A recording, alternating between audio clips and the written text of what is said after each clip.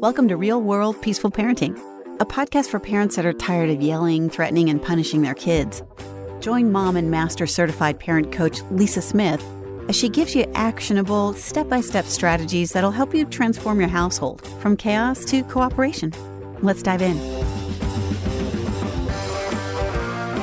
Welcome to today's episode. Okay, y'all, listen to me. I know every week I say I'm super excited to be with you here today, but today I'm triply excited. I'm excited to be with you, but also my very two special guests. And today's podcast episode is a real step outside of the traditional cadence of real world peaceful parenting and a real step outside of my own comfort zone, as I tend to be a little bit more of a serious person. But today, y'all, we got some celebs in the house. We have ABC Parenting. And if you don't know ABC Parenting, you will by the end of today's episode. ABC Parenting is a hilarious. I was binging all the videos yesterday on ABC Parenting, and it is an absolutely hilarious take on parenting. And you got to get yourself over there. Run, do not walk to TikTok and watch the videos. You are going to bust a gut. My abs are sore today from laughing. So with no further ado, I am going to introduce first Stephanie Drake. Stephanie's the co-star of the hit web series ABC Parenting. She's an actress, writer, producer, and audiobook narrator living in LA. She's a graduate of USC. We'll try not to hold that against her, as I am a wildcat over here, but we'll let that slide. So she went to USC's School of Dramatic Arts, and she is most known for her role as Don Draper's ditzy but lovable secretary, Meredith, on the Emmy-winning television show Mad Men. I think most of you have heard of that. Most recently, Stephanie appeared on ABC's The Goldbergs, and she's got a whole slew of other credits behind her name. You can learn more about her additional appearances, if you'd like, over on that thing called the web. But Stephanie is funny, adorable, amazing, and I'm thrilled to have her here today. And then riding shotgun, if you will, with Stephanie is Arthur Meyer. And Arthur is the creator, writer, and co-star of the hit web series ABC Parenting.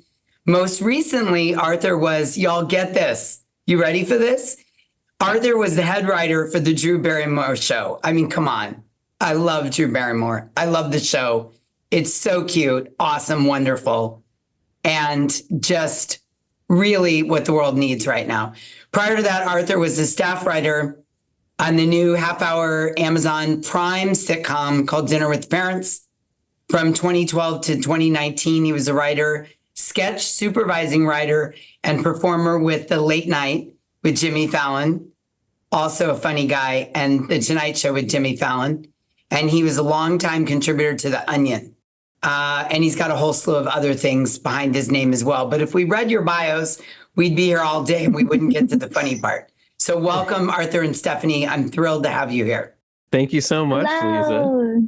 Lisa. Thank you. So great. So great to have you all here. So let's talk, introduce us to ABC Parenting.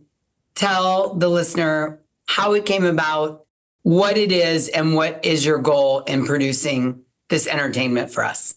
So ABC Parenting is I suppose you would call it maybe a satirical comedy web series. And it's a parenting advice channel, except all of the advice is terrible. But the hosts, me and Stephanie, deliver the advice with the confidence of actual, people giving parenting advice. So it's just a comedy web series. There are 50 episodes. We've released about 37 or 38. And I started writing them about 2 years ago when my wife, Kat, was pregnant with our son, Theo. And I would kind of Google search or YouTube search, like, how to be a dad. And I would find videos, with all kinds of parenting advice. And I thought, oh, this is really cool. There's so much to learn from this. What do I have to add to this? I have nothing actually substantial, but what I can do is make a comedy version of this. So I just kind of set out to do that, wanted to make it feel like a real parenting channel. That's why there's 50 episodes. And I guess the goal is just to reach out to people who are both, our target audience is both parents and non-parents. So I think that there's a lot of humor in there that's kind of specifically things that parents will really understand, topics that they've read about, baby proofing hacks, breastfeeding, circumcision, things like that. How to But deal then with also a bully. how to deal with a bully. But I also I tried to write the episodes in a way that would appeal to people who, don't have kids or aren't interested in that as well. It's interesting that you say, Stephanie, I want to get your take on this as a mom. It's interesting that Arthur says it's for parents and people who aren't parents. And it immediately reminds me, I was married for 14 years before I had my son. And, I would say that the only perfect parents in the world, I'd love to get your take on this, are the people that are yet to be parents, right? Absolutely. There were so many things I swore I would never do as a mom. And guess what? I do all of them. Right. Handing the phone over at dinner time. Of course. Giving the extra cookie 10 minutes before we're about to eat. Yeah, it's the hardest job in the world. And I feel so lucky that Arthur let me come be a part of his funny show. We didn't know each other before this. I'm in LA, he's in New York. We have mutual friends, but I think it was shortly after Theo was born, you and your wife were watching Mad Men. Yes. And he found me on Instagram to tell me how great he thought I was. And I always love hearing that. And I was like, oh my gosh, like this guy just had a kid. I feel for him. I think I'm about 10 months ahead of you guys. Mm-hmm. And we kind of left it at that. I was like, congrats on having a baby. Good luck. Thank you for reaching out. And then a whole year passed by and he messaged me again, telling me about this idea for a show that he had. And he had asked me originally, every episode of our show starts with a parent asking a real question. And he asked me to do one of those. So I did one of those. I was like, this is such a funny idea. I can't wait to watch myself. And a few days later, he came back saying, hey, the friend that I was going to co-host this with is actually pregnant and not feeling well. Do you want to do this with me? And I was so game. I was so down to do it. A week later, I was in New York and we were shooting 50 episodes. It was a blast. It was, we shot 50 episodes in 4 days. And all of those are supplemented by footage that I got from real parent friends of mine, their kids. Like if you watch episodes, you'll see all kinds of, videos and photos sent from parents and friends of mine. But yeah, I just reached out to Stephanie because when my wife and I were watching Mad Men 15 years behind everyone else, we would see Stephanie appear as Don Draper's secretary, and she was so funny in every scene.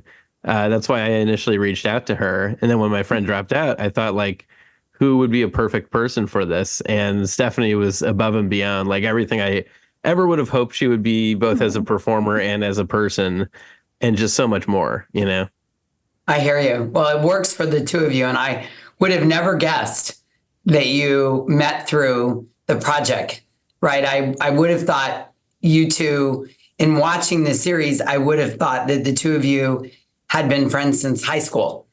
So that's quite the compliment, right? The chemistry is there, and the timing between the two of you. So it's great. It's great. Oh, thank you. So the reason that I wanted to invite Stephanie, beyond gushing over them, Stephanie and Arthur today, is I wanted to have a serious but fun, pun intended, conversation about the importance of humor. Stephanie touched on it, that parenting really is the hardest job we do. The Surgeon General recently would back you up on that, right? The new report came out saying that, and he quotes Stephanie directly in the study in saying that parenting is the hardest job. The parents are feeling stress more than ever. So it seems timely to talk about the seriousness of bringing humor into parenting, both from the standpoint of, first, I'd like to talk about the importance of humor in raising a child, and then transition into the importance of parents having a sense of humor about parenting. So those are the two topics that we're going to kind of tackle today for you, listener. So take a deep breath, shake it all out, relax your nervous system, and jump on this ride with us for the next few minutes as we discuss the serious topic of humor. So, Arthur, tell us, in what ways do you think humor, I mean, you're in the business of humor, right? You've been writing humor for a long time in your bio. So tell us in what ways you think humor contributes to a child's emotional development and resiliency. You know, it's interesting because humor is this sort of non-tangible quality that in a way doesn't really lend itself to super practical parenting advice, because it's not really, you can't really list off a steps of like how to exhibit humor, you know, that you would be a robot if you were doing that. But I think what humor is so amazing at is emotional connection. And I feel like anytime you find someone really funny, whether they're a friend of yours or just a, you know, comedian or actor that you really admire, you know, you're connecting with them. I mean, there's something about their personality and their intelligence and just them as a human that you're connecting with. So humor is this kind of sympathetic thing that we all feel, and it's part of connection. So I think that that's why it's such an important thing to incorporate, you know, with your child. And it could take, you know, an infinite number of forms. I mean, something that just happened last week with my wife is she started, and I don't remember how she started doing this, but she started doing a David Attenborough voice around the house to Theo. Do you know David Attenborough? I do. Yeah, he's like that guy who like narrates, what does he narrate? Like the Nat Geo docs or something like that.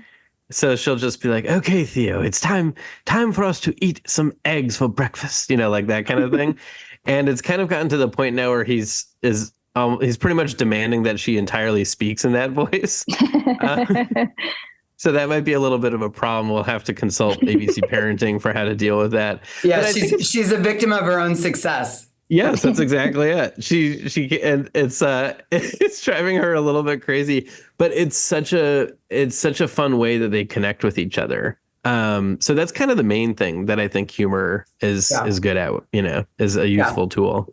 And as you're talking about that, I you know, as the real world peaceful parenting parent coach here, I would say it's so powerful that you put it like that, because connection, I use Brene Brown's definition. It's when the other person feels, the important word there, seen, heard, and valued, right? So when we're connecting through humor, I'm getting a feel-good chemical hit in my brain. I'm feeling connected to you. Cooperation is more likely to follow connection than compliance, right? So as a parenting tool, and I can relate to that. I'm at the other end of the two of you. I have a 20-year-old son who's a sophomore in college, and we use a lot of humor in our family to drive points home, to parent, to get points across. He uses humor with me. There's a lot of, you know, satire and sarcastic humor we use. There's a lot of memes that go back and forth to punctuate statements. And, you know, we're at a point now where when he really wants my attention, he'll say something like, Lisa, you know, or woman, listen to me. And it's very playful. And it's the perfect way for us to communicate with each other as we're transitioning into that adult child parent role, right? Which is very different than the, you know, role as a parent when you're parenting a little, right? I'm learning how to parent him. And humor is really, I would say, a lot of times at the epicenter of our conversation. So I love that you talked about emotional connection. That's great. Yes. That's great. Stephanie, tell me, how do you balance using humor as, again, a professional humorist, if that's the right term? How do you balance using humor with your little one with setting necessary boundaries and discipline? Give us some insight into that, if you will. Oh, goodness. I mean, it's challenging, right? Everything is a balance. My husband and I find that humor and really making things exciting works really well with our son to get him to put his pajamas on at night. I mean, bedtime is always a struggle, but if we make it as fun as humanly possible, it's exhausting, but it works. But then, of course, there are those nights after a long day, and I find it the most challenging to keep up the humor and playfulness of parenting after, and I'm sure everyone can relate in their own way, but as an actress, I use a lot of those skill sets in my work. So if I have a day where I'm on set, or if I have a day when I have a bunch of auditions I have to do, I am spent on the humor. Like I've been being funny for all day, and then I have to also be funny for my kid. It's hard. And I think when those times come where it is a serious situation, we're currently dealing with hitting, there's nothing funny about that. And we're struggling because I think our go-to is to make things funny, and it works well with him. But then you do have to kind of turn that off when things get serious. It's a work in progress. Yeah, I love that though, because you hit on a fundamental thing I teach, which is that kids are hardwired for two things and only two things. And the first one is getting their needs met, their core basic needs, right? Attention, affection, appreciation, acceptance, autonomy, and connection. And the second one, I tell parents all the time, is FUN. And that's it, right? That's why a 5-year-old or a 9-year-old or even a 15-year-old can't move out and live on their own, because they're hardwired for fun. The prefrontal cortex isn't developed.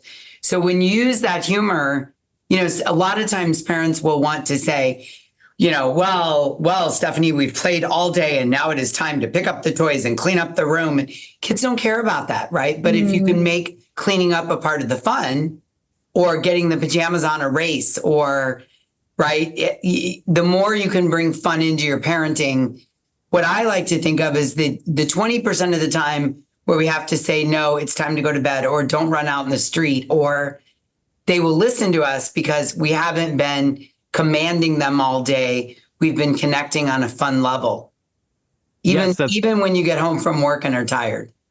Yeah. And to give another example, this is something that we've been doing recently to pretty decent success, is trying to get my son to eat vegetables. He's naturally, like every human on the planet, not super inclined to really wanting to eat vegetables. So what we started to do is, he'll be in front of his carrots and we'll just say, whatever you do, don't eat the carrot. And then looks at me and then he picks up the carrot. I go, no, don't eat it. And he puts it in his mouth and I go, no, he's eating the carrot. I can't believe it. And he gets such a big kick out of this. But the key thing is he ate the carrot. Now, some might call that manipulation. I prefer to call it humor, though. Humor, manipulation, it's a fine line. Don't we all agree? Yeah. Right. Okay. I'd love to get both of your takes on this. What advice would you give to parents who might feel uncomfortable or unfamiliar with using humor in their parenting approach? Obviously, you're both naturally funny. You've also worked at the skill of being funny, right? It's your profession. In some regards, you know how to switch into a role. But just thinking, given all that experience, right, as Malcolm Gladwell would say, you're 10,000 hours into your skill development. If I was a parent, maybe I'm a new parent, maybe I lean more toward the serious side. How do I bring humor other than binge watching every ABC parenting video out there, which is a must? In addition to that, how would you guide someone into bringing humor into the parenting? I think it's easy to confuse humor with being funny. I don't really think that they're exactly the same thing. I think it's kind of a lot of pressure to ask every parent, to be funny with their kid. I think, as I was saying before, humor is kind of a form of connection. So I think it's kind of just taking a cue from your child and doing something that, in improv, there's a term called yes and. It's basically the idea of you're in a scene with someone and, they say, hey, I'd like to buy a bagel. And if you yes and them, then that kind of means that you're accepting their reality. And you'll, now maybe you're the person who works in the bagel shop. Okay, well, we have this bagel and this bagel. You kind of do that with your kid. You sort of take a cue from them of like, what is something that is fun to them? If there's something that they're kind of enjoying, you basically just kind of like hop on board with them and just go for that ride and just indulge them in wherever their imagination is leading. So it doesn't actually require you to be funny. It just requires you to kind of yes and whatever the thing is that they're interested in, if that makes sense. Ah, I love that. I love that distinction too between, because being funny feels like a lot of pressure. Yes. Especially those of us that are not naturally funny. Right. Even for me, it always is pressure to feel like a need to be funny. I do not thrive under those circumstances. Gotcha. But playing along with the humor sounds easy and doable at any stage, at any age, no matter how many kids you have, how old they are, just indulge in that and play along a little bit. I love it. Yes, okay, Stephanie, exactly. What would be your advice? I mean, that was great advice, Arthur. I don't know if I have much more to give than that, but, I'm thinking about just our day yesterday. The weekends are tough. We get out of our normal weekday routine and we're a little more lenient on bedtime and things like that. So by, 4:00 on a Sunday, we're pretty spent, but it takes so little. I think that's what we have to remember. Like, it really doesn't take that much for our kids to enjoy, being around us. Like, I was just sitting on the floor in my son's room and he was playing with something and would ask me a question and I just answer very simply. And he thought that was funny. We don't want to feel like we have to be on all the time. Just being around, I think, and putting down the devices, that's huge for us. Like, giving that one-on-one connection is everything. Your undivided, full focus, attention. Yeah. I think that's such a good point that Stephanie made, is that kids are so much more interested in things than adults are, just so much more easily, because everything is so new to them. They're giving their attention to so many different things you're really just kind of following them. When I was a camp counselor, I worked with 7, 8, and 9-year-old kids, and it was just so fun and easy to kind of joke around with them because you're just taking their lead. And when in doubt, you could just fart and they'll be in hysterics. That always will work. There is no kid who does not find farting funny. I don't know if there's any humans who don't find farting funny. I agree. I was hot yoga the other day in a very serious class and someone let one out and, you just can't help but chuckle. I mean, it's just funny. Farts are funny. Yeah, actually, I should promote our episode called How to Fart Your Baby for anyone who wants to know more about this topic. Yes, there we go. I do think that humor is a good way as a parent to bring yourself back to your children, to be more playful, to be fully present. It really is an invitation to be present and to connect with them rather than sort of phoning it in or being distracted. And the beauty of humor, my husband and I were talking about this last night. We're empty nesters now. And I was mentioning to him, or I was explaining to him that you all were going to come and be on the podcast. And we were talking about some of the fun times we've had over the years with our son and some of the playful things we did and the little routines we had or the things that we said, the nicknames or we were just reliving a bunch of memories. It was super fun. And, of course, as I was reliving the memories, getting feel-good chemical hits coming in my brain, right? And then I was thinking about how, as a parent, when you bring the humor in at the right time, at the right place, and even the simple stuff like answering your kid's question or playing a makeup game or farting or having silly nicknames, you're connecting, you're being present, and you're helping them enjoy the experience and make memories and be fully present with you, right? It's like making deposits into an account and everybody wins. That's also a really good point you make about being in the moment. It is impossible to genuinely laugh at something without being in the moment, right? So anyone could kind of fake laugh and be thinking about something else, but if you're really truly laughing at something, you're in the moment of that. And that is when I find I enjoy parenting the most, is when I'm not thinking about, life's stressors or work stuff or money stuff, but just, the sheer beauty of being in the moment and laughing with my son. Totally. Yes. Yeah. It's the best feeling in the world when you hear them really laugh from their gut. I crave that. Yes. I want that all the time. I know that's not possible, but I love that you and your husband were able to look back on 20 years of that. I mean, it's the most beautiful thing ever. I hope to have that too. You will. I mean, I just got to tell you, I love my kid. I think he's so cool. I mean, he's an awesome human. I can't wait to see what he does in the world. And he's been my greatest teacher. I talk about this all the time on the podcast. I mean, he really has been my greatest teacher. This kid can talk about his feelings. He has boundaries. You know, he knows what he wants. He's not afraid to go after it. He's a thoughtful person, but doesn't get taken advantage. I mean, he's my greatest body of work. And I've done some really amazing things in my life, really amazing things. There's a lot of products on the market that I've had a hand in developing and had an incredible career. But this kid is just the connection, the presence, the time spent with him. It's my greatest contribution, I feel. That's amazing. Yeah. And you have so many more years with him too. So that's just going to continue to grow and develop in other really amazing ways. You know, the saying is so true. The days are long and the years are short, because it feels like there were days when, you know, you work all day and you go home and I have to start my second job and, you know, there's struggle in getting a kid to bed and whatnot. And then boom, it's just sort of, it flies by.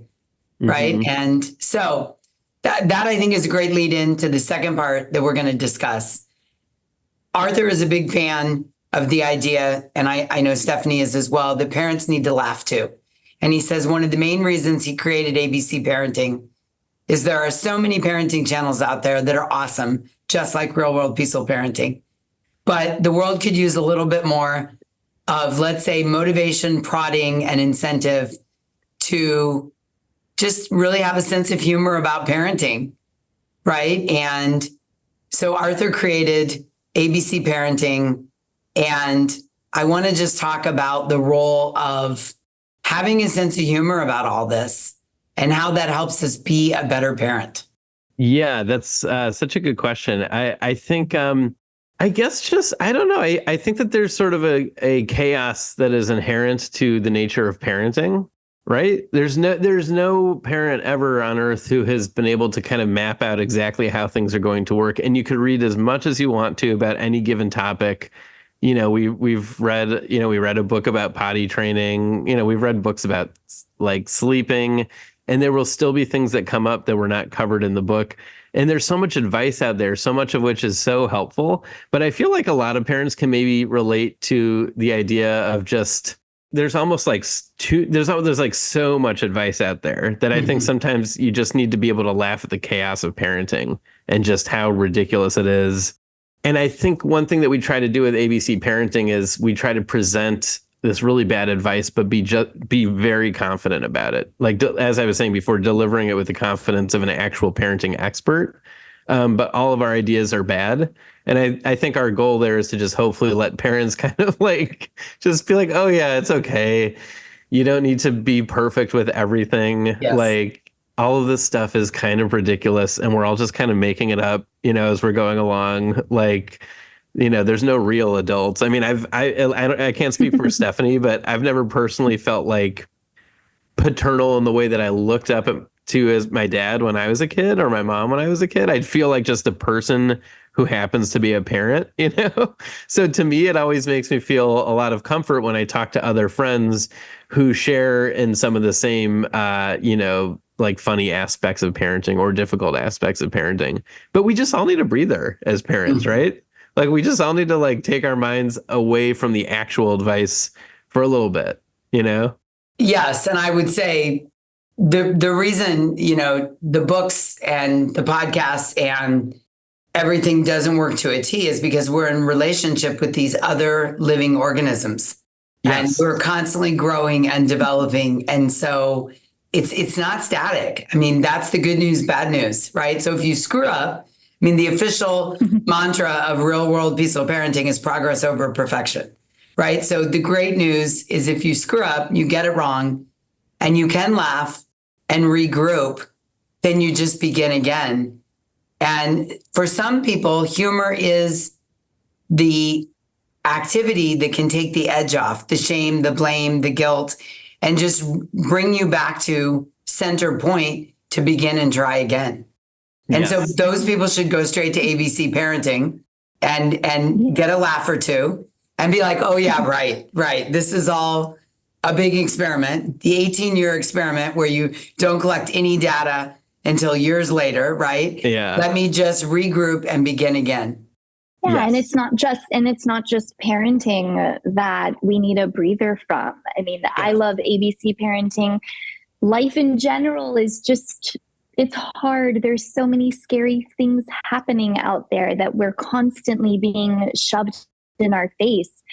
And there's, besides just like the world drama, there's a lot of sad TV shows that we watch. And, sometimes we just need a pick-me-up. And I fully believe that laughter can cure all. They say it's the best medicine. And my goal in life is to spread that to everyone. I think it makes everyone happier. I love that. Yeah, I definitely think humor can help parents cope, with the pressures and the expectations. And also a reminder to put everything down and focus on our kids. They're not a side hustle to fit into our life. When we take on the responsibility of raising kids, we need to give them our attention. And that's the number one core need of kids is attention. Mm-hmm. And, a lot of times humor can be the connecting piece to give them that attention. A dance party, a silly dance party, singing out loud, doing hand clapping games, telling jokes, knock jokes. I mean, my gosh, who doesn't love dad jokes, right? Because they're so bad. My husband has these 4 or 5 go-to jokes and he'll tell them one at a time to my son. And my son's just like, Dad, but we're all laughing. Oh my gosh, they're so corny and so old, but you're laughing over them and connecting. Yes, that's totally true. And by the way, for any people who are about to become parents or who are new parents, especially dads, you will find that your humor will slowly start to bend towards dad humor, whether you want it to or not. So I just want to issue that warning. It's inevitable. No way to avoid it. It's inevitable. You're going to start making more puns around the house, puns that you don't even like as you're saying them out loud, right. But you have to say them because you're a dad. Right. Like, why is 6 mad at 7? Yes. Suddenly that becomes an important joke in your armamentarium. Yes, exactly. Stephanie, what happens when you become a mom? What advice would you have for new moms? That's a good question because I'm actually super curious about that. Seems like, I mean, I at least even just as a dad, and I feel like it's much more exhausting when you're starting out as a mom when your kid is first born. But I remember that was a time when I'm like, it's pretty hard to find humor and stuff, but just because you're so exhausted. But I'm curious what your experience was like with that. Since becoming a mom, especially those first couple of months and even years, it's sometimes hard to find the humor in the situation. Everything is so new. Everything is so, there's something that happens when you push out a baby that you have to be teaching them things and making sure they know their ABCs right away to get ahead in life. And I don't know what that is, but it just happens innately. Much like the puns in dads. So you gotta just step back and take a breath. And one thing that I'm always telling myself and reminding myself is to remember what it was like when I was that little and finding the play and the humor in that, and reminding myself that, especially right now, my son is 3 and I'm loving this age so much. And it's so much fun while it has its own challenges. I know I'm going to miss this phase. Mm-hmm. I wouldn't say I'm missing the newborn phase, but I'm going to miss this phase. So I'm really trying to soak it all up as much as I can. Yeah. So let's talk about this. I think you two could give our listeners some great advice. One of the things that comes up a lot in the people I work with is we all often, and it's part of the human condition, right? If you understand neuroscience. Now we're going to get deep into some science here, but we'll tag it back. Arthur looks scared to death, but I promise it's going to relate back to humor. I never did well in science. Yeah. One of the things that happens a lot is we feel judged, right? We're out with the 3-year-old and he's having a meltdown in aisle 6 of Target, or we're at church and our kid won't sit still, or we're at a wedding and our kid is running around, or he's clinging to us at preschool drop off. And oftentimes the cycle is I look over and I see eyes on me and I immediately feel judged. And then I want to get triggered and start storming in a negative way alongside my child, right? And that's where oftentimes the dominant or the permissive parenting at either extreme will come out. We're giving into the toy because we feel judged in aisle 6 of Target, or we're giving the cookie because we don't want to feel the eyes on us at the restaurant, or we're handing over the cell phone, or we're like gripping our child's arm and like dragging him away. Stop it right now, right? So I think a reminder to the listener, this is one of the greatest places that you can just bring some humor about the situation in, even inside your mind, like, yep, kid's having a meltdown in aisle 6 of Target. Ladies and gentlemen, come watch, just alleviating the pressure a little bit with a funny thought. Or, I remember one time, the 3 of us, our family, we were on an airplane flying somewhere, obviously flying because you fly on an airplane.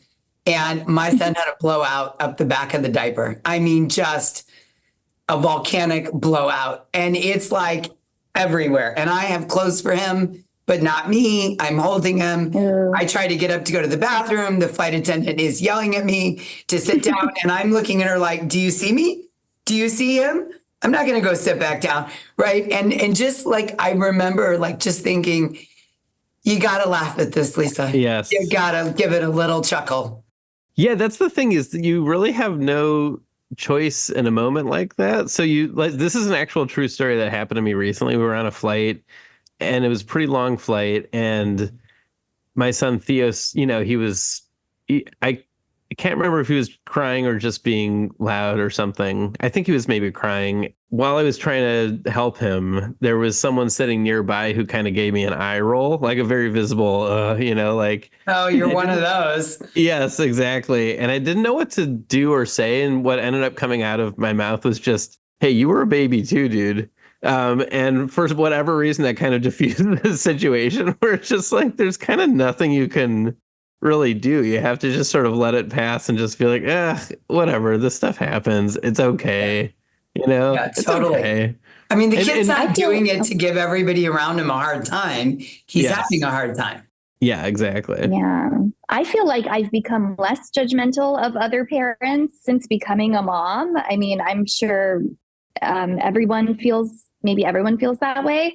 Mm-hmm. Like if I see a kid melting down, I'm like, oh my God, like I feel, we've all been there. Same on an airplane. I mean, obviously not everyone is a parent, but just knowing that when it happens to me, I try not to take it like so seriously. Like if I get a look from somebody, like whatever. I mean, there's nothing you can really do about it. Also, I do think like it's important to just remember to like pick your battles. Like when you are in a grocery store and your kid is screaming, like, I don't know, sometimes it is just easier to give them the cookie and then you fix the problem later. Like if you don't want to deal with the meltdown, there's only so much you can handle in a day. Yeah. That's a good point. Sometimes you just need some breathing room. Yeah. I would also argue, by the way, that the majority of airplane meltdowns now are happening with adults more so than babies. That's a whole different podcast episode. Yeah. Staying regulated. Regulating an adult meltdown. Right. That's a whole different topic. Here at Real World Peaceful Parenting, we designated 2024 as the year of self-regulation. So I have many podcast episodes because, I mean, all joking aside, if you want your child to be regulated, you have to model regulation for them. Kids they aren't born with it. It's not an innate skill. It's learned, and they don't do what we say, they do what we do. Right. So if you want yes, most of the meltdowns are from us parents. And yet we're stunned that our kids are melting down. So it's like, I'm not surprised, right? If your kid is melting down, it's probably because it's been modeled for him in the home or her. And so step one always is to learn to regulate ourselves so that we can model it for our kids. Yeah. That's such a good point. Yeah. Another funny airplane story. One time, Dave and I were on an airplane. I think Malcolm might have been there too, but he was older. And this family comes down the aisle, and in the surrounding periphery, and I'm passing this out as a tip for all of us, this mom coming down the aisle is handing all of us around her a little baggie. And there's a little note, and there's candy and earplugs inside. And the little note says like, hey, my name is Joshua and I'm 3 and this is my first airplane ride and I might cry and my mom might cry. So I'm just going to go ahead in advance and ask for some grace and kindness. And my mom's packed you earplugs in case it's too much and some snacks for you, hopefully to help you just relax while I'm screaming the entire flight. And it was the cutest idea ever. I mean, what a way, to use some humor to nip that in the bud and just predict what might happen. And the entire grouping around us, everybody was so sweet when the kids started crying because they'd used humor to sort of, squelch it on the front end. I've always remembered that, and I thought it was a great idea. That is such a good idea. Humor and candy, you said, right? Well, yes, candy does fix many things in life, right? Can we agree on that? Candy fixes many problems. We may not agree on which candy, but we all probably have a candy that fixes breakups, heartaches, disappointments, the whole 9 yards. 100%. Yes. Okay. Anything else you want our listener to hear about humor before we wrap up and tell them where they can find you guys? I don't think so. I think I feel like we covered the topic really well, and you did such an excellent job of moderating this heated debate. Well, thank you. Thank you. I fact checked everything along the way, so I can report we're good on all facts. That's excellent. All right. Well, tell our listeners where they can find ABC Parenting and a little bit about what they'll see when they get there. Okay, so we are on YouTube, Instagram, and TikTok. If you just search for ABC Parenting or ABC Parenting Advice, we're on all those channels. And we have kind of shorter versions of the episodes that are on TikTok and the longer versions of the episodes that are on YouTube. But yeah, just to give you a few examples of topics that we have recently, there's an episode that we did that's called Sick of Reading Goodnight Moon. Here's what to do. So it's kind of about ways that you can get your child to no longer be interested in Goodnight Moon. As I said before, there's How to Fart Your Baby. We cover what to do if your child accidentally emails your boss. We have, this is one of my favorites. This is one about, so I don't know if other parents have this experience out there of getting texts from their daycare staff during the day, their child's daycare staff, of like, your kid just took a nap or they just had this meal. So we have an episode about how it's just as important for you, the parent, to text the daycare staff what you are up to during the day. I just made copies at the UPS store. I just took a poop, like basically that kind of thing. I've just poured my second iced coffee of the day. Yes, exactly. And another one about screen time addiction, what to do about that. And our solution is to show it's not to take away the screen, but to rather show your kid only things that are tedious or no longer relevant, so that they therefore have no interest in watching the screen anymore, which I actually think that one's a decent. I was going to say, all joking aside, that actually would work. Yeah, totally. If there was just things way above their head, or dry popcorn fart lectures, kids wouldn't be as interested. Part of, not to get off on this topic, but since you both have little kids, I'll share this with you. Part of the reason that all kids, all of us, all humans, we're get so into our phones, but especially little ones playing games, is the games always have some kind of coin or prize or a thing popping up that they're rewarding, and the brain gets a chemical hit from the reward, and then it wants more. It's a very quick chemical release, right? That's why they call it the digital drug, because it follows the similar pleasure pathways of drugs and alcohol and shopping and things like that. And I remember the first time Malcolm, he was little, he was on a phone playing a game, and I saw these coins popping up, and I was sure that he had somehow bought coins. And so I'm in the phone digging in, and I realized that there's no actual money taking place, or he's just getting points. But I watched his face light up when these points came about, and you can just watch the kid want that reward, and then the chemical, dies down quickly, and then they want it again. And thus the hyper focus, which is what I call it, on the gaming and the watching the thing after thing. And even sometimes educational videos will give them that hit, and that's what makes them want to come back for more. So ironically, to your point of this video, no rewards, tedious work, they would probably feel like it's a math book and want to put it down. Exactly. That's totally it. And we even have a name for this process, because you know how a lot of parenting plays, maybe you do this too, we'll have an acronym. We kind of use an acronym for something. So our acronym is STIMULANT, which stands for screen time is mesmerizing unless it's average, intolerable, no longer relevant, or tedious. So that's our little acronym for that one. Very nice. Very timely. Very timely. All right, listener, your homework assignment is to go and watch short versions on TikTok or Instagram, or long versions on YouTube. I promise it will be worth your time. I'm telling you, Stephanie and Arthur are very funny, very creative, very poignant, and it's a good time. So if you're looking for a good time, go watch Stephanie and Arthur at ABC Parenting. And to both of you, thank you so much for being here today. It was a pleasure to have you. My cheeks hurt from smiling and laughing so much. Oh, thank you. Yeah, thank you so much, Thank you Lisa. for having us. Round of applause for Lisa Smith, everybody. And I was sort of funny too, so that was good. Very funny. You are funny. Yay, I love to be funny. Okay, listener, I love you very much. And until we meet again, I'm wishing you peaceful parenting. Thanks for listening to Real World Peaceful Parenting. If you want more info on how you can transform your parenting, visit thepeacefulparent.com. See you soon.